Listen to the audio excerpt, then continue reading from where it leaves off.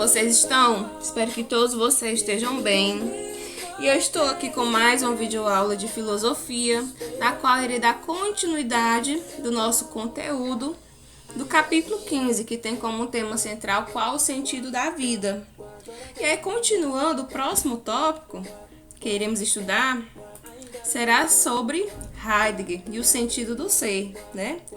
Heidegger, ele é um filósofo, um pensador alemão contemporâneo, e ele trata sobre essa questão do ser. Ele é considerado um filósofo existencialista, bem conhecido como Martin Heidegger. Ele nasceu em 1889 e morreu em 1976. Ele é um filósofo com um pensamento bem complexo e muito bacana de se estudar. E também é um filósofo bem atual. Então, para dar início aqui, né? Como eu já falei bem no início, em que ele se destinou a estudar a sua filosofia sobre a questão do ser, né? Então, primeiramente, o que significa o ser no mundo? Então, a expressão, ela vem do alemão, né? Então, temos aqui Dasein. Dasein, em português, ela significa ser aí, né? E o que é esse ser aí? Então, para entendermos esse ser aí, vou falar mais um pouco dele aqui, ó. Martin Heidegger, ele tem como sua obra principal o ser e o tempo, né? Esse ser e tempo podemos entender também como ser e ente, né? E o que é que ele fala sobre ser? Ser, para eles, é aquele ser que não é definido, né? Aquele ser que morre. Esse ser também, para ele tem natureza própria. O ser é ontológico, tem uma natureza anterior. E o ser, ele não se explica, porque qualquer tentativa de explicação do ser, ele reduz a esse ser a um ente, né? Então aqui, o que é o ente para ele? O ente é a existência concreta, é definido, ou seja, é uma coisa. E esse ente, ele não morre, que nem o ser, como eu já falei, né? O ser, ele morre. Já o ente, ele não morre. Pois como ele é definido, ele é concreto, ele apenas cessa a sua existência. Ou seja, o que é esse ente? Né? Esse ente são os objetos, são as coisas. Por exemplo, uma mesa. Uma mesa ali, ela não vai morrer. Ela apenas vai viver a sua existência, vai cessar a sua existência, né? Então, assim se trata de qualquer outro objeto. Então, essas são duas expressões usadas por ele, né? Diante do pensamento dele, o ser e o ente. Estão entendendo? O ser, ele não é definido. E quem é esse ser que ele está querendo dizer? O ser somos nós seres humanos. Nós não podemos nos definir e nós morremos. Por que nós não definimos? Porque de acordo com o tempo vai passando, você vai mudando a sua personalidade, você vai mudando o seu jeito de ser. Então não tem como definir esse ser. Quanto mais você tenta definir, mais complicado vai ficar. E esse ser, ele morre. E o ente são as coisas, ou seja, são as existências concretas. Esse ente, ele não morre, esse ente, ele apenas cessa a sua existência, tá ok?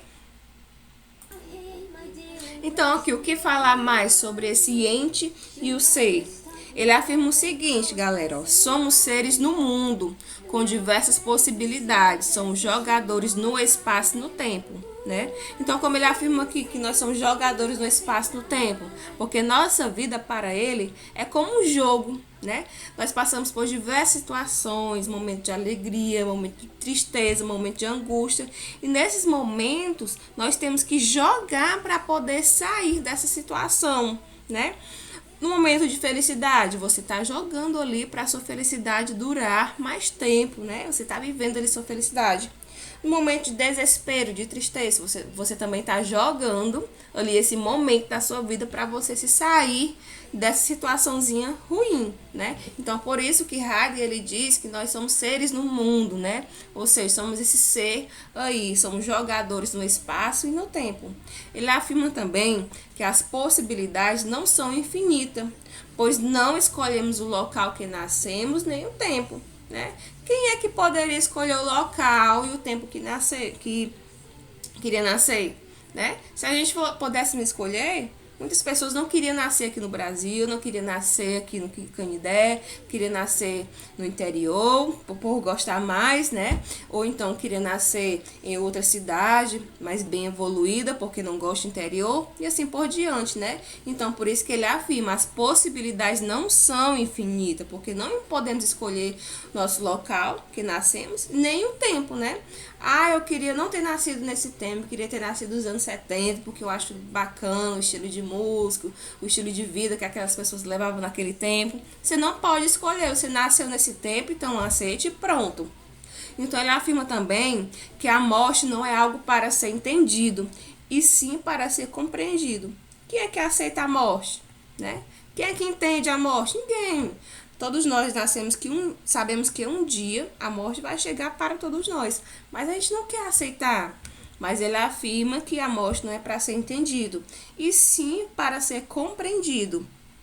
Ele diz também que as formas como lidamos com tais situações definem nossa existência, né? Então, a maneira que você reage diante de uma situação, para Martin Heidegger, essa forma que você reage vai definir a sua existência, vai definir quem você é. Então, por isso que ele diz que nós somos Dasein, né? Dasein, como já falei, é uma palavrinha de uma expressão alemã, que no português significa o ser aí.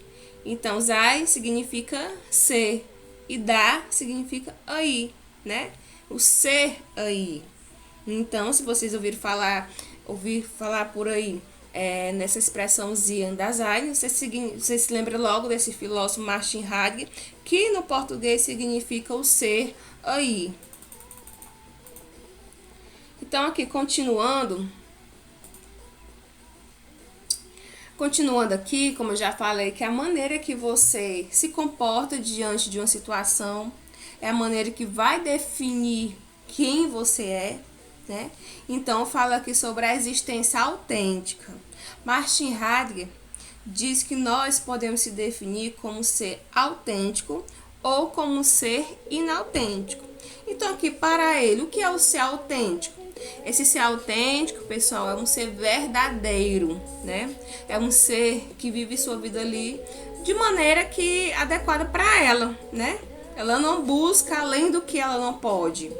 Ela busca a verdade também, né? Ela não vive ali rodeada de mentiras, certo? Então, por isso que ele diz que o ser autêntico é um ser verdadeiro. Quando você pega um documento, um xerox documento e leva no cartório para autenticar, é como se você pegasse aquele documento para tornar ele mais original, pegasse aquela xerox para tornar mais original, né? Mais próximo daquele documento verdadeiro. Então, é isso. O ser autêntico, ele é um ser verdadeiro. O ser autêntico, ele também não deixa dúvidas, né? Por mais que a verdade doa, por mais que a verdade seja algo ali que traga sofrimento, o ser autêntico, ele não quer dúvida na vida dele. Ele sempre busca pela verdade, retirando todas as dúvidas. O ser autêntico também para ele é um ser que tem um comportamento natural, né? Como eu já citei aqui. Uma pessoa que ela aceita a sua vida da maneira que é, né? Uma pessoa que ela age da maneira mais natural possível. Nós sabemos que existem pessoas que vivem aí com máscara, né? Máscara que eu quero dizer quando tá em um local é uma pessoa, quando tá em outro já muda de personalidade, já é outra diferente, né? Então, esse ser não é autêntico para ele. O ser autêntico, ele tem um comportamento natural. E o ser autêntico, ele também compreende a morte, né? Talvez ele não entenda a morte, talvez ele não quer aceitar a morte, mas ele compreende ele da melhor maneira possível. Meu parente morreu porque chegou a hora dele, porque Deus quis, né?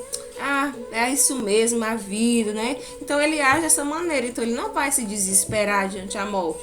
Ele pode sofrer, vai sofrer sim, mas ele compreende o sofrimento dele, ele vai ser reduzido à compreensão diante da morte, tá certo?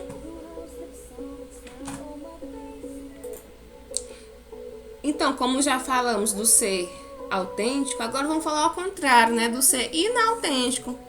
O ser inautêntico, ao contrário do autêntico, né? Ele foge da sua realidade.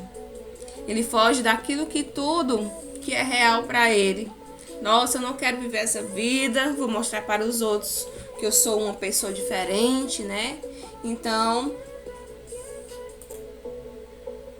ele não vive a sua vida como ela realmente é. Então ele inventa coisas, né? Ele cria situações que não faz parte da sua vida para poder viver, né? E quando chega a realidade, no ponto real, ele acaba sofrendo, tá certo? Então, na existência autêntica ainda, Martin Heidegger, o ser autêntico, ele se deixa levar pelos outros, né? Então, o ser inautêntico, ele nunca tem sua opinião própria. Ele nunca, dificilmente, ele decidir algo para a sua vida. Ele sempre vai levar pela opinião dos outros, sempre vai acompanhar a moda, querer acompanhar a atualidade, por mais que ele não possa, não tenha condição, mas ele quer acompanhar ali sem fazer parte da sua realidade, sem poder, né?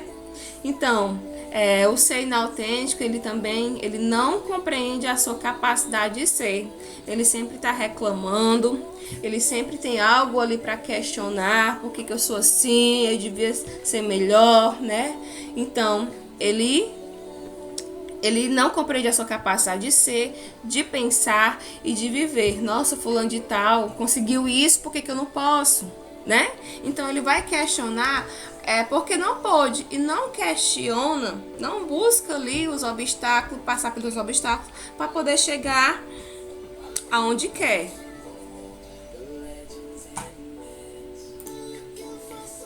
E falando sobre a existência autêntica e inautêntica, não coloquei o tópico aqui, mas eu lembrei agora, né? Para Martin Heidegger também existe o passado autêntico e o passado inautêntico. O que é esse passado autêntico? Né? Vou citar aqui um exemplo. Uma pessoa nasceu e se criou lá na zona rural, né, no interior. E aí ela foi morar na cidade, trabalhar. Mas essa pessoa, ela nunca esqueceu da sua raiz, né? Nunca esqueceu do passado em que viveu. Né? Então ela sempre recorda os momentos que ela viveu lá na zona rural, no momento que era criança, né? Então essa pessoa podemos considerar um ser autêntico, né? No qual ele está relembrando o seu passado ali, ele nunca esqueceu da sua raiz, ele está valorizando ali. Diferente do ser inautêntico. Esse ser inautêntico, ele morou no interior, né? Bem pobrezinho, na casa não tinha energia. E aí ele foi embora para uma cidade, né? Bem evoluída. E aí não é que ele tenha esquecido, é que ele tem a vergonha do passado dele. Ele não queria ser daquele local, daquele interiorzinho, né? Então ele começa a falar para as pessoas que não é daquele local, né? Cria fantasias. Então esse é o passado autêntico e o passado inautêntico, certo? O passado autêntico, ele valoriza ali a sua raiz, né? Da onde veio. E o passado inautêntico, como eu já falei, não é que ele esqueça, é que ele não quer relembrar aquele passado que viveu, né? Ele quer estar bem ali com a situação que está no presente dele. E falando de passado ainda, a questão da cultura, né? Por exemplo, as festas juninas. As festas juninas, hoje em dia, como podemos observar, ela está perdendo a sua raiz, está perdendo ali a sua tradição. Hoje em dia já existe festas juninas com ritmos de funk, com ritmos de forró mais atualizado, né? Ou seja, a tradição da festa junina, ela está perdendo ali a sua autenticidade, né? Ela está se tornando ali uma cultura inautêntica, porque ela está perdendo ali a sua raiz, né? Da real cultura nordestina. Então, é isso, galera. Eu espero que vocês tenham entendido, certo? Então, Na próxima aula, iremos revisar, né, todo o conteúdo do capítulo 15 que estudamos já, para vocês fazerem a avaliação, certo? Do segundo bimestre, avaliação global. Então, qualquer dúvida, estarei à disposição para esclarecer, né, tirar suas dúvidas. Então, desejo a vocês um ótimo dia, cheio de felicidade, saúde, se cuidem, né? Então é isso. Até mais, beijo.